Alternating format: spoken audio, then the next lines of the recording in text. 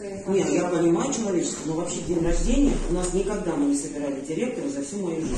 Дал ушул видео тасма ынтымак телеканалынын редакциясына анонимдүү түрдө келип түшкөн. Аны телеканалдын журналисти Facebook тиркемесине жарыялаган. Анда аталган мектептин директорунун туулган күнүнө карата мугалимдер акча чогултууга милдеттендирилиптир деген маалымат айтылып, өздүк булактар териштирип берүүнү суранган. Акчаны директордун орун басары чогултуп жатат деген маалымат кошумчаланган. Биздин чыгармачыл топ мектеп жамаатына барып, окуянын чоо жайын сурадык.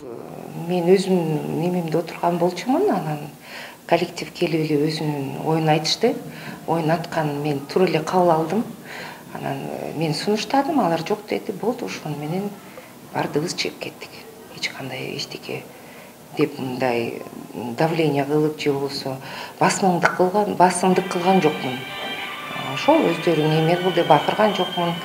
Эч кандай неме кылбадым. Ачыкмын. Наоборот, жүрүңүздөр көрсөтөйүн. Директордун туулган күнүнө акча чогултулуп жатканынан мектеп жетекчиси өзү кабардар болгон эмес. Эгер билген болсо мындайга жол бермек эмесмин дейт. Туулган күнүм 5 февраль.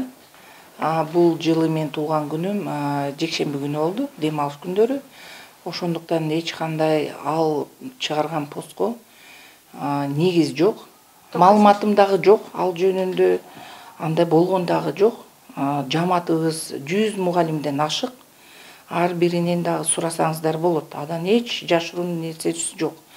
Журналисттин жарыялаган материалынан кийин Ош шаардык мэриясы тарабынан териштирүү иштери башталган. Мэриянын өкүлүнүн айтымында териштирүү аягына чыгып аныкталса, мектеп директорунун кызмат орду каралуусун билдирди. Кыргыз Республикасынын Билим берүү министрлигинин атайын буйругуна ылайык, ал буйрукта айтылган ошо мыйзамсыз акча чогултуулар тыюу салынат, жол берилбейт деген ушул беренелерге ылайык ошол акча чогулткан жаранга катары жаранга ошондой ушул завучка чара көрүүлөрү билдиришти. Ошо кызмат орду каралат деп турушат, эми кошумча маалыматты дагы беребиз.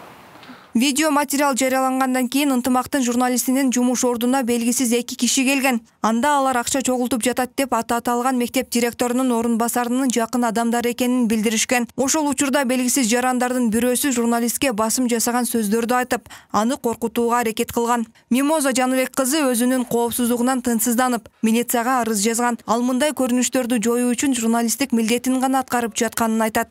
Мен дагы ошол белгисиз 2 жаран биздин ишканага чейин келип, ар кандай сөздөрдү айтып, коркутууларга алып, басым жасаган үчүн милицияга арыз жазганга аргасыз болдум. Азыркы учурда алар дагы тергеп жатышат, бул ишти иликтеп атышат. Анан дал ушул мен чыгарган анонимдүү маалыматтар такталып, ушул акча чогултууга бөгөт коюлса, мен тескерисинче кубанам да. Ошон үчүн буга биз бир эле журналисттер эмес, жалпы жапа-тырмак киришип, дал ушул нерсени жоюп алсак, биз өзүбүздүн коомго эле жакшы деп эсептейм. Бул окуя боюнча журналисттин чыгарган материалынын негизинде маалымат каттоого алынып, учурда териштирүү иштери жүргүзүлүп жатканы айтылды.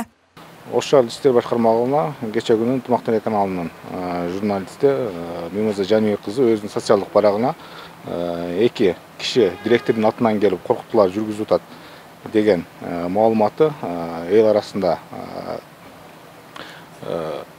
резонанс жаратып, ал маалымат бизге Маалыматтар электрондук журналына катталган. Бүгүн ал боюнча Мимоза Жаныбек кызы өзү келип арыз жазды. Бүгүнкү күндө текшерүү иштери жүрүп жатат ал боюнча. Ал эми кийинчерээк Ош шаардык мэриясы аталган мектептин директорунун акча чогултуу деген орун басары өз каалоосу менен жумуштан кетүү үчүн арызын жазганын билдирди. Териштирүү иштери аяктаган соң ынтымак телеканалы бул темага дагы кайрылып, маалымат берүүнү убадалайт. Зарина Рахманбердиева, Айбек Гүсөнуулу, ынтымак, Ош шаары.